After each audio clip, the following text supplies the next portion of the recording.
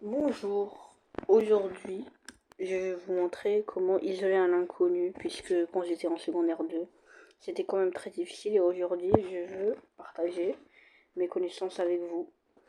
Donc pour commencer je vais vous faire quelques exercices.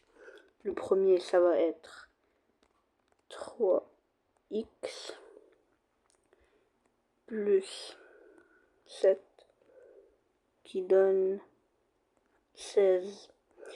Donc avec cela on peut pas additionner puisque tu peux pas additionner une variable avec un chiffre normal. Donc qu'est-ce que tu dois faire? C'est que tu dois trouver quel chiffre est plus grand. Donc 16 et 7. Donc 16 est plus grand. Donc tu dois soustraire 7. Donc le plus laisser être ici, le faire disparaître. Et ici tu fais moins 7 comme tu as fait ici, tu le fais de l'autre bord. Puisque ici, l'égal sert comme une frontière. Donc après ça tu vas avoir 3x qui équivaut à 9. Donc là, qu'est-ce que tu dois faire? C'est que, imaginons tu es dans un supermarché et tu trouves 3 bonbons pour 3 $. Bah là, en fait, qu'est-ce que tu dois faire? C'est que quand tu trouves 3 bonbons pour 3 $, tu fais 3 divisé par 3 qui te donne 1 $ par bonbon. Donc même chose pour ici, tu vas faire 3 divisé par 3 et 9 divisé par 3, puisque tu l'as fait de ce côté, tu le fais de l'autre. Donc ça donne x est égal à 3. Voilà. Et donc, le prochain exemple. Là, je vais vous donner un exemple avec des parenthèses. Donc, imaginons, on a 2 entre parenthèses 5x plus 5 qui donne 20.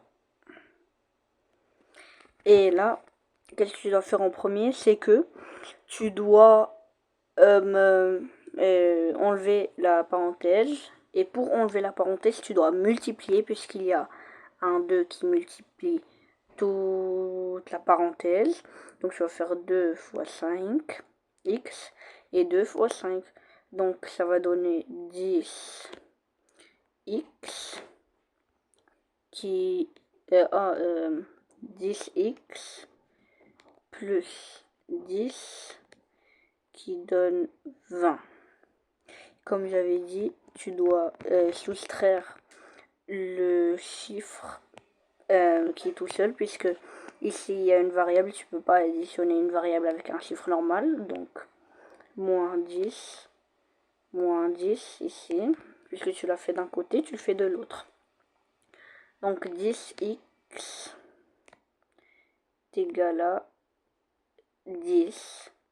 Donc là, comme j'avais dit, 3 bonbons pour 3 $, tu fais divisé par 10. Et ici aussi, divisé par 10.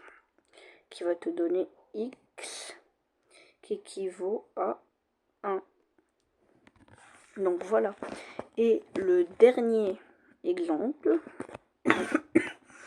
imaginons vous avez une situation qui vous dit que la mère de Timothée, donc la mère de Timothée, on va faire MT, a 2 fois plus de jouets que Timothée. Et au total, ils ont tous les deux 21 jouets. Donc là, vous avez la mère de Timothée et vous avez Timothée. Donc la mère de Timothée est là 2 fois plus de jouets, donc de x, puisqu'on ne sait pas Timothée il a combien. Et donc Timothée, puisque c'est l'inconnu, on va faire x. Et comme on avait dit, au total, on a 21 jouets. Donc, pour savoir la mère de Timothée et Timothée, ils ont combien de jouets? On va additionner, on va mettre cette situation, puisque la mère de Timothée et Timothée, leurs jouets ensemble leur nombre de jouets ensemble donne 21.